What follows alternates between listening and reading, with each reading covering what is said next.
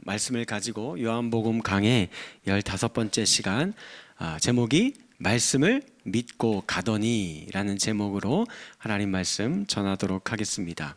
오랜만에 또 여러분들에게 질문을 하나 하도록 하겠습니다. 여러분들이 예수님을 처음 만나셨을 때 어떻게 만나시고 어떤 모양으로 체험하면서 예수님을 믿고 신앙생활하기 시작하셨나요?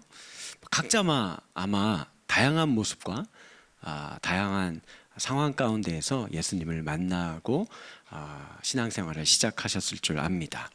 어떤 분들은 아주 어릴 적 주일학교 때부터 우리 멋진 선생님이 그 공과 공부를 너무 재미있게 예수님 이야기 들려주어서 가서 듣는 게 너무 좋아서 예수님 믿기 시작한 분들도 있어요.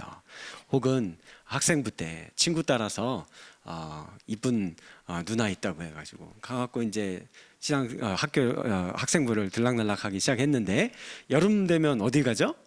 수련회를 가요. 그래서 멋 모르고 끌려갔다가 그곳에서 은혜를 받아가지고 막 눈물 콧물 다 쏟고 막 그냥 기도하면서 예수님 만난 분들도 있을 것 같아요. 청년 때 해외 단기 선교 교회에서 간다고 해서 뭐 선교가 뭔지는 모르겠고 그 나라 가고 싶어서 그냥 덜컥 신청했다가 그 막 피부 새카만 애들이 눈이 너무 초롱초롱하고 맑은데 그 애들한테 나도 모르는 복음 막 전하겠다고 막 하다가 도리어 내가 예수님 만나고 돌아오는 경우들도 있어요. 찬양 집회 참석했는데 내가 안 그래도 요즘에 너무 인생이 무겁고 상처투성이가 심한데 그 찬양의 멜로디와 가사가 나를 너무 어루만져 주어서 눈물을 흘리면서 하나님 사랑합니다 고백하게 되는 경우도 있죠. 어떤 분들은 큰 병에 걸렸어요. 그래서 이게 막 해결할 치유받는 게 너무 어려운데 온 성도님들이 함께 눈물로 기도했더니 하나님이 기적적으로 역사해 주셔서 치유가 되고 회복되는 그 은혜로 하나님을 만난 분들도 있습니다. 또 어떤 분들은 꿈에서 나타나고 환상을 보기도 하고, 어떤 분들은 부흥의 집회에서 말씀의 은혜를 받고, 또 어떤 분들은 성경을 집에서 읽다가 나도 모르게 아멘 하면서 그 하나님과의 깊은 만남의 세계로 들어가시는 분들도 있는 것 같아요. 자, 어때요 여러분들? 제가 이렇게 말씀드린 이런 내용들에 어떤 경우에 여러분들은 해당되시나요? 뭐 이거 외에도 뭐 또 나만의 또 이야기들이 많이 있을 줄 압니다만은 제가 이걸 정리해 보면 크게 두 종류인 것 같아요. 뭘까요? 첫 번째는 일상생활에서 경험하기 힘든 그런 기적과도 같은 은혜를 체험한 거예요. 그래서 하나님을 만나는 경우이거나 아니면 말씀을 통해 변화받고 하나님을 만나는 경우입니다. 자, 그러면 제가 다시 한번 여러분들에게 질문해 보도록 하겠습니다. 우리가 매일 기적 같은 은혜를 이렇게 달라고 하나님께 간구하면서 신앙생활하는 것이 옳을까요? 1번 첫 번째. 아니면 야, 이 기적 표적 맨날 이런 거 언제까지 그거 찾고 있냐, 그건 믿음 없어 보이잖아. 오직 말씀, 오직 성경. 그래서 말씀만 의지하며 신앙생활하는 것이 더 좋다. 2번. 자, 준비됐죠? 자, 1번 손 들어보세요. 1번 없어요. 한 분도 없고. 2번 손 들어보세요. 이게 뭐 3번 귀찮은데 왜 손 들으라고 하느냐. 네. 3번이 많아요. 아침부터 손 들으라고 그래.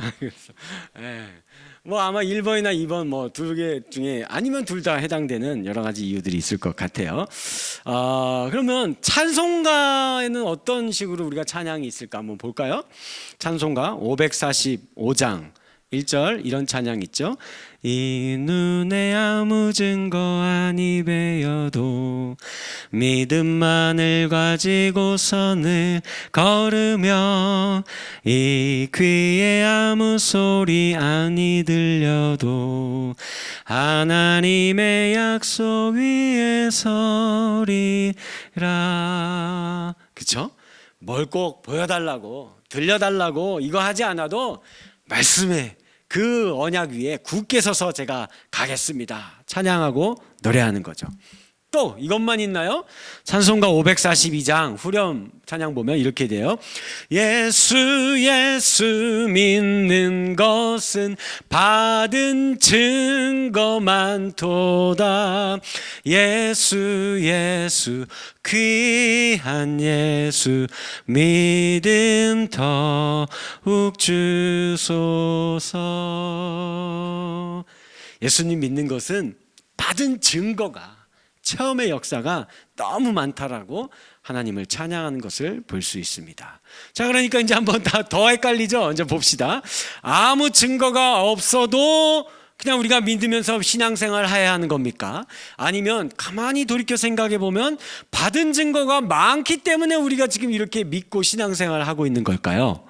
어떤 건 것 같아요? 헷갈리죠? 그래서 오늘 우리가 읽은 오늘 본문에 있는 말씀을 가지고 이 부분을 우리가 한번 묵상해 보고자 하는 거예요. 깊게 한번 생각해 보신 적 있으세요? 이 부분을 한번 깊게 생각해 보면서 두 가지로 우리 함께 살펴보는 시간을 갖도록 하겠습니다. 먼저 첫 번째입니다. 우리 다 같이 한번 읽어볼까요? 첫째, 시작.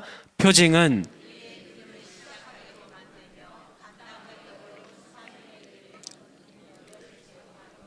아멘. 이 표징이 기적 같은 이 은혜, 하나님 만난 체험이요. 요게로 신앙생활을 시작하게도 만들고, 또 때로는 그때의 그 은혜와 그때의 그 기억이 내가 고난과 어려움 가운데 처한다 할지라도 변함없이 주께 받은 사명을 감당하게 만드는 동력이 되기도 합니다. 무슨 말인지 이제 잘 설명을 드릴게요. 자, 예수님께서는 사마리아에 오래 머물지 않으셨어요. 오늘 4장 3절에서 처음부터 예수님 말씀하셨듯이 원래 목적지는 갈릴리입니다. 그러나 예수님은 다른 유대인들이 그랬던 것처럼 제가 그때 말씀드렸죠. 다 삥 돌아서 요단을 건너가지고 사마리아를 통과해서 안 간다고, 거기 뭐 저주받은 땅이라고 취급을 하기 때문에. 그러나 예수님은 내가 꼭 사마리아를 통과해서 가야겠다 하고 해서 사마리아를 갔었던 거예요. 자, 그런데 이제 갈릴리 도착했어요. 갈릴리 가나에 이르렀는데 한 사람을 만납니다. 46절의 표현에 의하면 그 사람은 왕의 신하라고 표현을 해요. 여기에서 왕은 시대상 아마 헤롯 안티파스 분봉왕 중에 한 명이에요. 이 사람일 거로 생각이 되어지고, 그의 신하라고 한다면 둘 중에 하나예요. 군대를 맡고 있는 장수이거나 세관을 담당하는 관리 중 둘 중에 한 명일 것 같아요. 왜 그러냐면 이 사람이 가나로 찾아온 출발지가 어디냐면 가버나움이라는 동네에서 왔습니다. 이 가버나움은 어떤 특징을 갖고 있는 동네냐면 로마의 군대가 주둔하고 있는 주둔지이고, 그리고 유대에 있는 세금들이 전부 이곳에 모였다가 로마로 가는 거예요. 그래서 국세청 같은 게 그 가버나움에 있어요. 그러니까 그곳에서 근무하는 관원이라고 한다면 높은 확률로 둘 중에 하나의 일을 맡고 있는 사람일 거라는 겁니다. 어찌됐든 이 사람은 그래서 유대인일 가망성보다는 이방인일 가능성이 훨씬 더 높으며, 로마 군대의 장수이거나 유대인들에게 세금을 수탈해 가는 사람으로서 당연히 유대인들이 이 사람 좋아할까요? 싫어할까요? 싫어하죠. 혐오하는 그런 부류의 사람일 거라는 것입니다.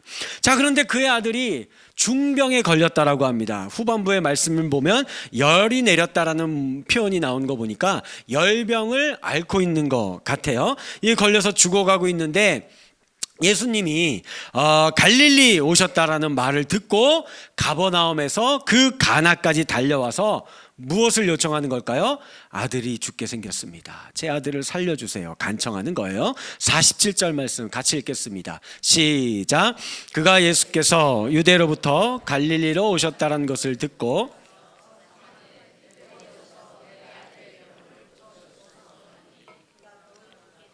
죽게 되었습니다.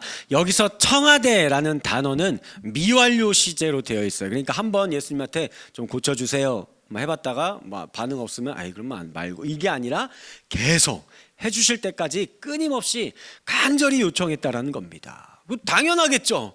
아버지가 아들이 죽게 생겼는데 어떤 수단과 방법들을 다 동원해 봤을 거 아니에요. 그래 안 되니까 이제는 예수님에게 나와서 당신밖에 없습니다 하면서 얼마나 절박한지 충분히 짐작할 수 있는 내용이에요. 자, 그런데 이렇게 절박한 상황에서 이런 사람이 와서 막 제발 살려달라고 막 이러고 있는데 예수님이 뜬금없이 이상한 말씀 하나를 바로 이어서 48절에서 이런 이야기를 합니다. 같이 읽어볼까요? 시작. 이르시되 너희는 표적과 기사를 보지 못하면 도무지 믿지 아니하리라. 아니 이게 도대체 무슨 말입니까? 이렇게 절박한 상황에서 그 아버지를 납두고서는 갑자기 뜬금없어 보이는 이런 말을 도대체 왜 하고 계시는 걸까요? 예수님께서 왜 갑자기 이런 말씀을 하시는지 우리가 이해하고 깨달으려면 앞에 상황을 우리가 들여다볼 필요가 있습니다. 자, 지도를 한번 봅시다. 갈릴리 지도예요. 저기 보시면 예수님의 고향도 나와 있어요. 예수님 고향이 어디예요? 네? 어디요? 네, 나로 시작하는 세 글자예요.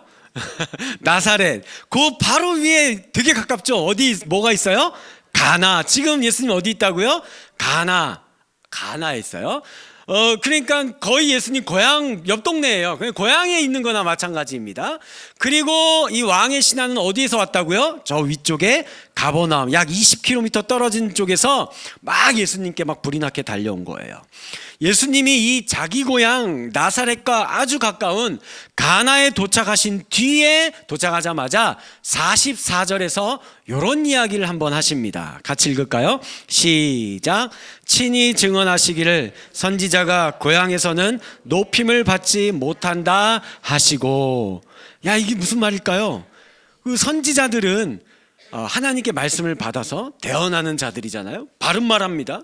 하나님이 주신 말씀을 빼거나 더하거나 하면 돼요, 안 돼요? 안 됩니다. 그러니 백성들이 듣기에 너무 무거운 말씀이고 막 양심에 찔리는 말씀이라도 그거 전해야 되는 거예요. 그럼 바른 말을 잘해요. 그러니 이 유대인들은 선지자는 하나님의 말씀을 전해주는 아주 고귀한 존재로 높임을 받는 겁니다. 그래서 고향에서는 제대로 대접을 못 받는 거예요. 왜요? 어릴 때부터 봤잖아요. 아니 이거 어릴 때부터 내가 어떤 애인지 아는데 그의 부모가 어떤 사람들이고 그 가정이 어떤 형편이었는지를 아는데 이제 와서 선지자라고? 야 이거 좀 그런데? 하고 이렇게 되는 겁니다. 예를 들어서 저를 생각해 보시면 돼요. 제가 지금 이 수원의 고색동에 와서 우리 대수원 고색 평강교회 너무 아름다운 교회, 너무 좋은 교회예요. 이 교회에서 제가 신앙생활 하는데 제가 담임 목사예요. 그래서 여러분들이 우리 목사님, 담임 목사님 하면서 저를 막 대접해 주시고 사랑해 주시고 존귀 여겨 주시고 아껴 주시고 막 이렇게. 아니, 저 혼자의 착각이에요? 내가 혼자 착각하고 있었구나.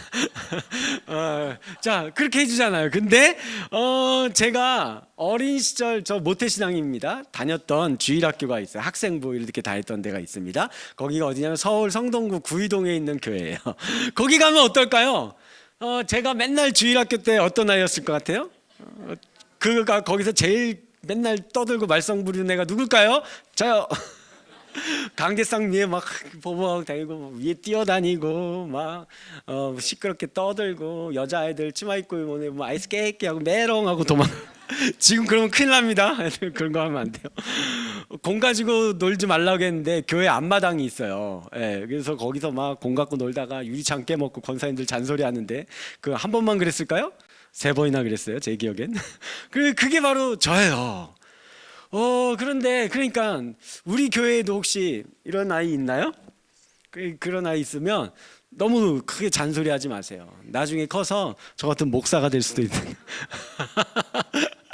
표정들이 이 목사님 큰일 날 소리 하고 있네 막 이런. 우리 손자가 목사 안 돼요. 네, 좋은 사람 될 수 있어요. 네. 자, 어쨌든 우리 성도님들처럼은 제가 그 동네 가면 그렇게 대우를 받지 못할 가능성이 높을 것 같아요. 그게 이상한 게 아니고 자연스러운 겁니다. 그런데 오늘 말씀에서는 좀 이상한 현상이 벌어졌습니다. 분명히 고향에 왔는데, 고향 옆 동네인데 이 가나에서 사람들이 예수님을 환영하는 거예요. 막 어서 오세요 하고 환영하는 일이 벌어져요. 45절 말씀 같이 한번 읽어볼게요. 시작. 갈릴리에 이르심에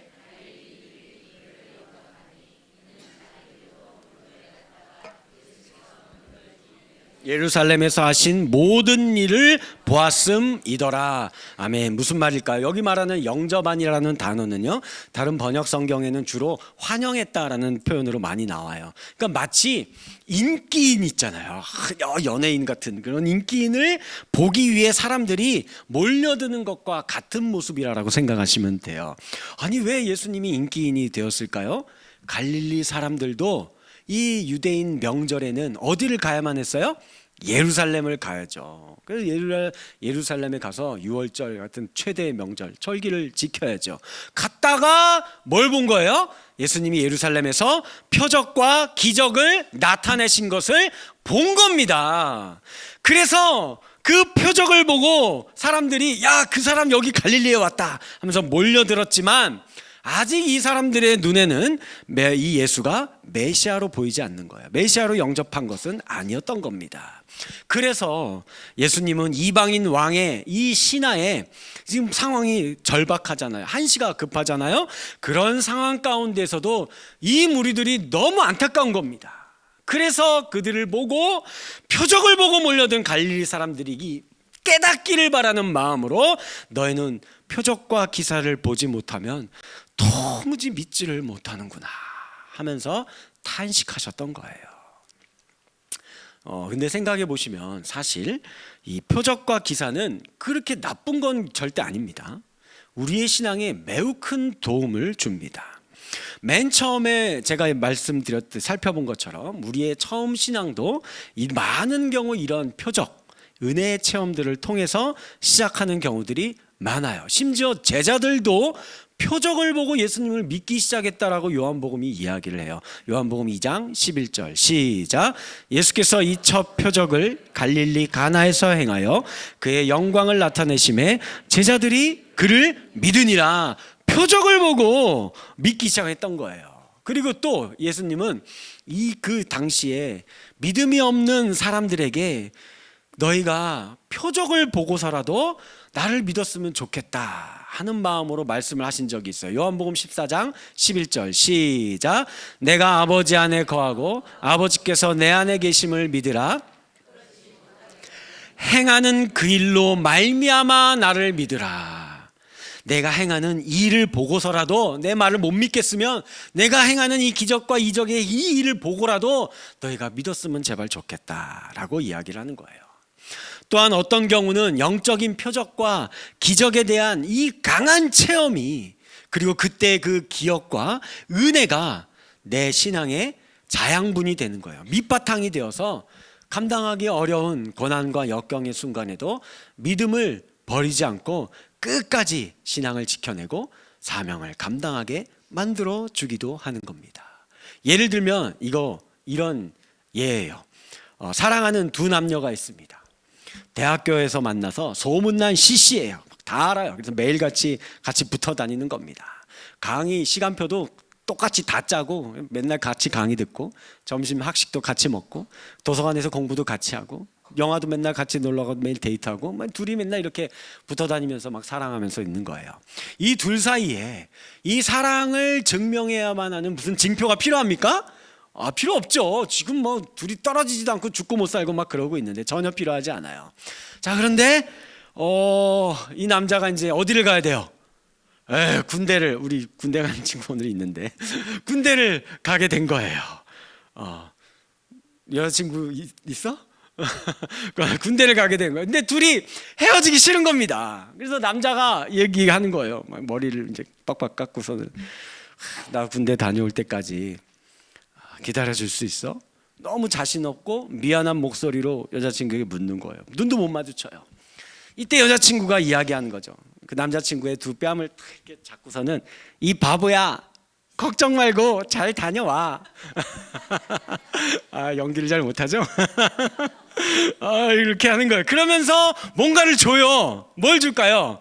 사진하고 은으로 만든 커플링 있잖아요. 별로 안 비싼 거. 그거를 하나 딱 끼워주는 거예요. 뭐죠? 징표죠. 내가 기다리겠다고, 걱정 말라고, 군생활 힘들 때 이거 보고 버티라고 이거 주는 거예요. 그러면 이제 어떻게 하는 겁니까? 이놈이 군에 막 힘든 훈련이 있고 막 그래도 그 사진 보고 그 반지 보면서 다시 돌아가서 여자친구 만날 생각하면서 군을 이겨내고 제대를 하게 되는 겁니다. 이런 거예요, 이런 거. 예. 우리 신앙생활도 마찬가지입니다. 저도 IMF 시절에 군대를 제대하고 나왔더니 부모님의 사업과 가정이 큰 어려움에 빠지게 되었어요. 그래서 제가 신학교에 복학을 안 하고 돈을 벌겠다고 하다가 교통사고를 크게 당해서 3일간의 혼수 상태에 빠진 적이 있어요. 그러다가 기적적으로 깨어나서 제가 기도원에 갔어요. 그때부터 금식 기도한 거죠. 하나님, 도대체 어떡하라고 하는 겁니까? 당신의 뜻이 뭡니까? 기도 중에 하나님 만났어요.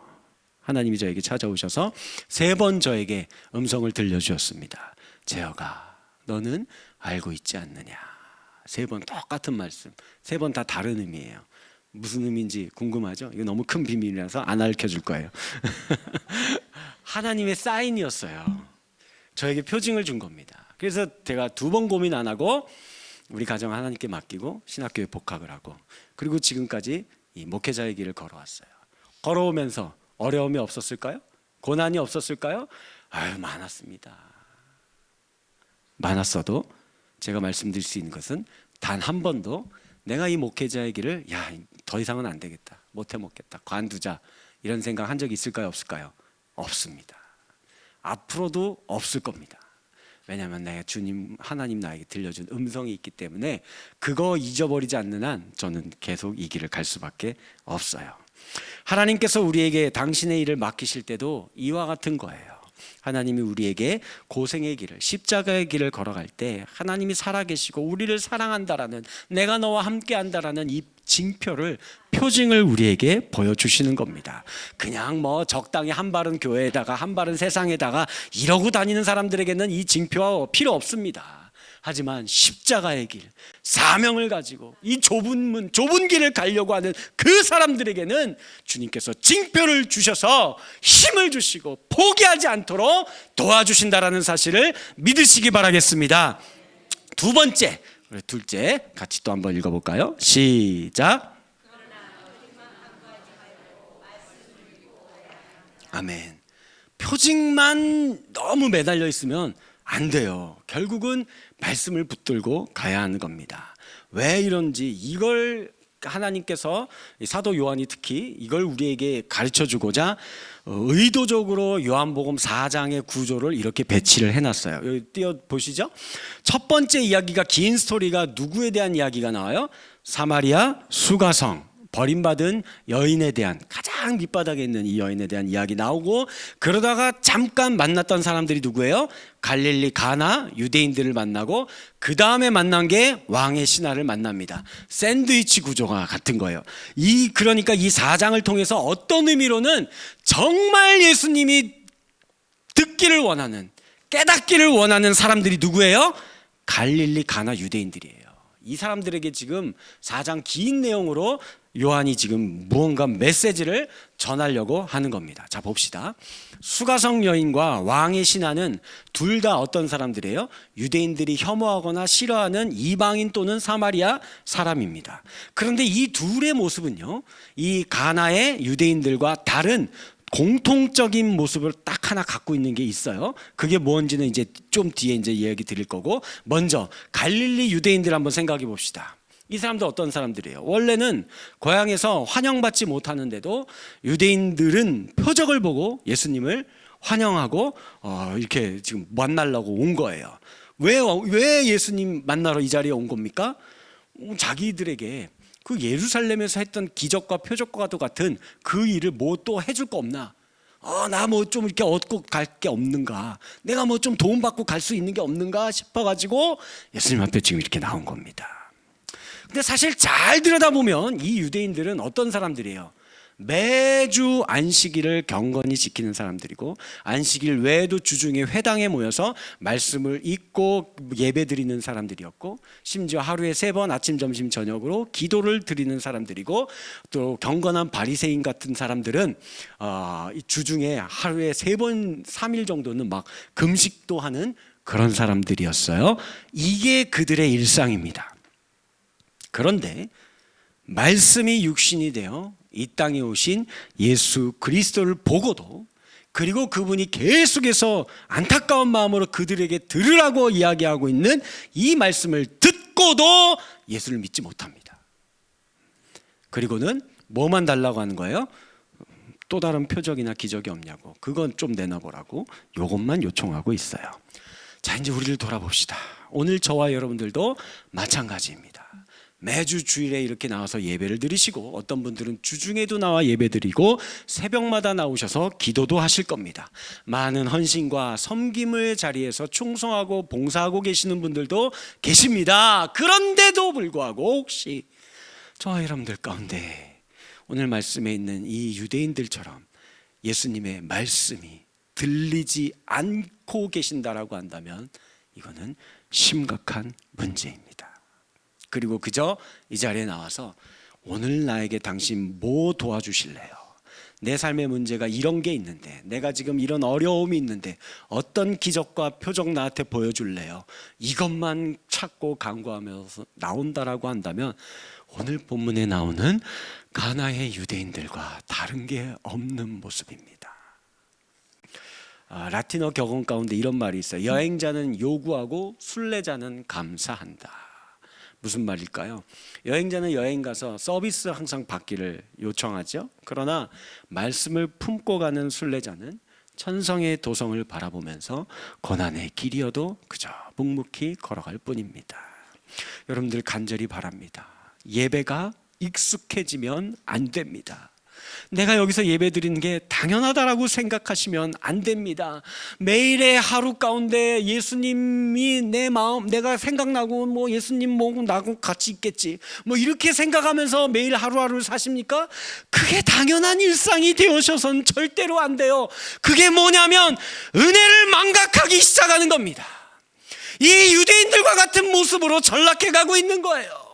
우리들에게 이렇게 오늘도 예배의 처소를 허락하시고 하나님을 예배할 수 있게 하시고 말씀을 들려주시고 마음껏 찬양할 수 있게 해주신 거, 그래서 오늘 하루를 주님의 은혜 가운데에서 살아갈 수 있게 만들어 주신 것보다 더 큰 기적이 있습니까? 더 큰 표징이 있어요? 이거보다 더 큰 은혜가 세상에 어디 있습니까? 나 같은 죄인이 이렇게 아버지의 집에서 예배드릴 수 있다는 것 자체가 가장 큰 은혜이며 기적과도 같은 사건이라는 것을 믿으실 수 있는 저와 여러분들이 되어지기를 주님의 이름으로 간절히 축원합니다. 이렇게 이제 요 마음으로 예수님 앞에 목말라서 갈급해서 이거 아니면 죽는다라는 심정으로 나왔던 두 부류의 사람, 다시 이제 이 사람들로 돌아가 봅시다. 먼저 사마리아 사람들입니다. 어떻게 반응했을까요? 41절과 42절 말씀 읽습니다. 시작. 그 여자에게 말하되 이제 우리가 믿는 것은 내 말로 인함이 아니니 이는 우리가 친히 듣고 그가 참으로 세상의 구주신 줄 알미라 하였더라. 아멘. 여자야, 내 말이 아니라 처음에는 네 말 듣고 오 그래? 야 너의 과거까지도 다 꿰뚫어 본다고? 야 그렇게 신통력이 있는 사람이 있냐? 우리도 궁금하다 가보자 하고 찾아간 거긴 해요. 표징을 보고 기적을 보고 그 말을 듣고선 자기들도 구경꾼처럼 찾아간 거예요. 그러나 그들이 예수의 말씀으로 말미암아 내가 친히 1:1로 그 말씀을 듣고 이제는 참으로 저 예수가 구세주인 줄 내가 알았다, 신앙의 고백을 올려드리게 되는 겁니다. 그 다음 이방인의 왕 시나입니다. 50절 말씀 시작. 예수께서 이르시되 가라 내 아들이 살아있다 하시니 그 사람이 예수께서 하신 말씀을 믿고 가더니, 다른 거 없습니다. 그냥 가라, 그 말씀 한마디에 아멘, 그냥 믿고 간 겁니다. 그랬더니 그 말씀대로 자신의 아들의 병고침을 받게 된 것을 보게 된 겁니다. 그리고 온 집안 사람들이 다 예수님을 믿기 시작하더라. 잘 생각해 보세요. 세상을 창조하신 것이 다른 것이 아니라 하나님의 말씀입니다. 말씀으로 죄인들을 구원하셨습니다. 최후의 심판의 날에 말씀으로 세상을 심판하실 것입니다. 그러니 저와 여러분들 말씀만 하옵소서 종이 믿겠나이다, 이 고백을 올려드리시기 바라겠습니다. 말씀을 붙들고 믿음으로 나아가 세상을 구원하는 저와 여러분들이 되시기를 바랍니다. 말씀이 있어야 이웃과 원수까지도 비로소 그때 사랑할 수 있게 되는 겁니다. 말씀이 내 안에 거할 때 생명을 잃어가는 이 세상에 비로소 생명을 나눠줄 수 있게 되는 겁니다. 말씀이 역사하는 것보다 더 큰 기적은 이 세상에 없습니다. 말씀을 믿고 나아가는 자들만이 세상을 치유하고 회복하며 불의와 불법이 가득한 이 세상이 그때서야 비로소 정의와 공의가 바로 세워지는 줄을 믿으시기 바라겠습니다. 구한말 그 120여 년 전 조선 땅에 오셨던 선교사님들, 그들이요 엄청난 기적과 막 이적을 막 행하면서 사역하신 줄 아십니까? 별로 그런 거 없어요. 그들은 오직 말씀을 전하며 말씀대로 우리 그 무지몽매한 조선인들을 정성을 다해 사랑했을 뿐입니다. 그랬더니 천민 백정 출신이 장로가 되고 그의 아들이 조선 최초의 의사가 되어서 민중들을 섬기기 시작합니다. 양반집 종놈이었던 마부가 목사가 되고 그 집의 주인이었던 양반이 장로가 되어 그 종을 섬기며 불의한 신분제도를 타파하는 데 앞장서게 됩니다. 부모에게 버림받아 이화학당 앞에 버려졌던 어린 여자아이가 말씀을 선교사님에게 거두어지고 말씀을 듣고 공부하기 시작하여 여학교를 설립한 사람이 되었고, 선교사 집에서 종로로 나던 사람의 딸이 말씀으로 양육받아 최초의 여성 의사가 되어 조선 민중들을 섬기기 시작했어요. 남편을 잃고 세상에서 버림받은 과부가 한국인 최초의 이화학당 교사로 섬기기 시작합니다. 큰 기적과 이적이 이 세상을 변화시키는 거 아니에요. 큰 세력을 이뤄서 막강한 힘을 갖고 권세를 부려야 하지만, 그래야지만 이놈의 헬조선 대한민국이 그때서야 비로소 바꿔지고 회복되고 치유되는 거 아니에요. 하나님 그런 방식 사용하신 적 단 한 번도 없습니다. 2000년 전이나 그 예수님 시대나 120여 년 전 구한말 시대나 오늘날 우리가 살고 있는 저와 여러분들이나 마찬가지입니다. 그저 사마리아 성에 그 과부, 그 여인 한 명, 이방인 출신의 그 사람 한 명, 그들이 예수님의 말씀을 그저 받았습니다. 그리고 믿었습니다. 그 말씀을 갖고 자기가 살고 있는 마을로 돌아갔어요. 복음을 전하기 시작합니다. 마을이 변합니다. 하나님의 사랑이 그곳에 임합니다. 공의와 정의가 회복되기 시작하는 겁니다. 이것이 하나님 나라를 세워가는, 이것이 이 세상을 치유하고 하나님의 공의와 정의가 이 땅 가운데 실현되는 은혜의 역사인 줄을 믿으시기 바라겠습니다. 우리 시간 함께 찬양하고 기도하도록 하겠습니다.